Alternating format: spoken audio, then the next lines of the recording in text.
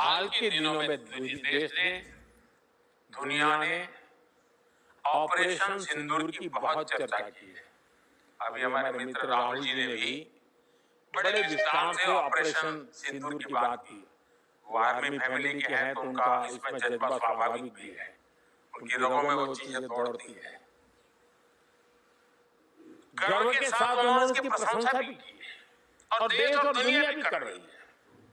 लेकिन आज मैं आपको एक और ऐसे विषय पर लेकर जाना चाहता हूं जो देश की सुरक्षा के हिसाब से तो बड़ा है ही,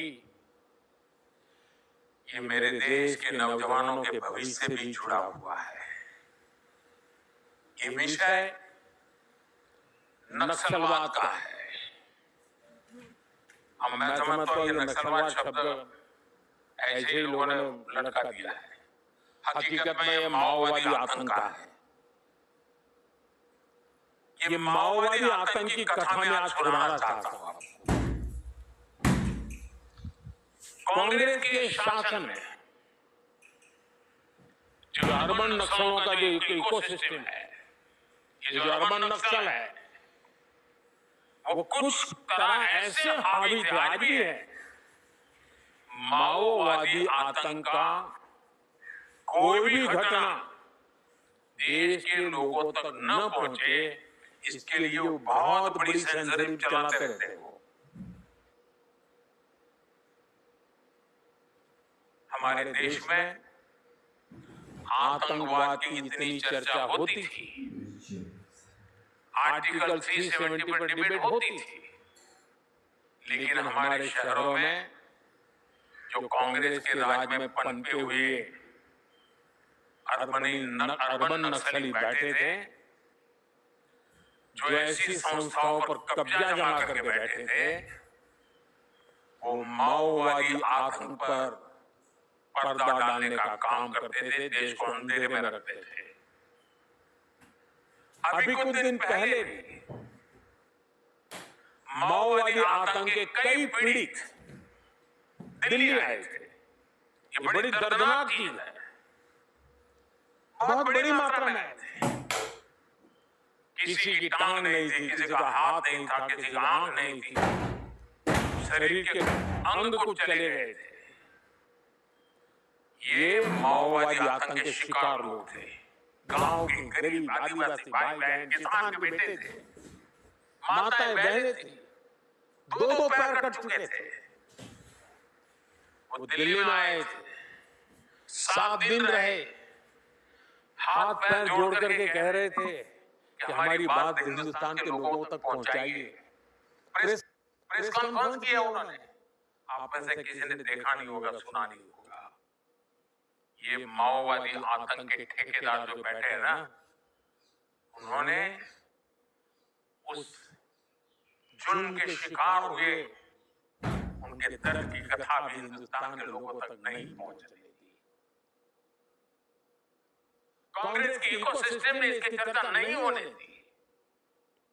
साथियों, हालात ऐसे थे कि देश का करीब करीब हर बड़ा राज्य नक्सली हिंसा, माओवादी आतंक की चपेट में था। बाकी देश में संविधान लागू था, लेकिन रेड कॉरिडोर में संविधान का कोई नाम लेने वाला नहीं था। और मैं बहुत जिम्मेवारी से कहता हूं कि जो माथे पर संविधान की किताब लेकर के नाचते हैं ना, कि आज भी ये माओवादी आतंकियों जो संविधान को नहीं मानते हैं, इनकी रक्षा के लिए दिन रात लगा देते हैं।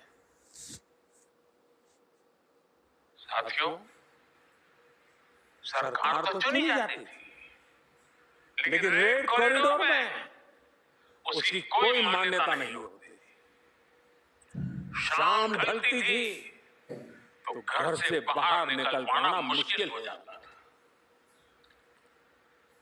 जो जनता को सिक्योरिटी देने वाले लोग थे, उनको भी सिक्योरिटी लेकर चलना पड़ता था। साथियों, बीते 50-55 सालों में इस माओवादी आतंक की वजह से हजारों लोग मारे गए। कितने ही सुरक्षा कर्मी माओवादी आतंक का शिकार बने। कितने ही नौजवानों को हमने खोया।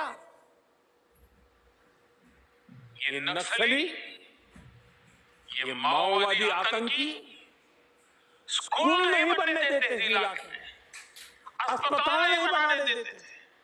अस्पताल है तो डॉक्टर को घुसने नहीं देते थे।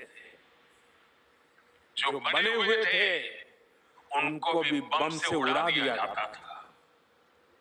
दशक तक विकास की रोशनी से देश का एक बहुत बड़ा हिस्सा, बहुत बड़ी आबादी वंचित रही। इसका बहुत बड़ा नुकसान हमारे आदिवासी भाई बहनों को, दलित भाई बहनों को, गरीब लोगों को उठाना पड़ा। साथियों, माओवादी आतंक देश के नौजवानों के साथ बहुत बड़ा अन्याय है, बहुत बड़ा पाप है। मैं देश के नौजवानों को इस हाल में नहीं छोड़ सकता था। मैं बेचैनी महसूस करता था। जुबान पे ताला लगा के बैठा था। आज पहली बार मेरे दर्द को आज आपके सामने प्रस्तुत कर रहा हूं। मैं उन माताओं को जानता हूं जिन्होंने अपने लाल खोए।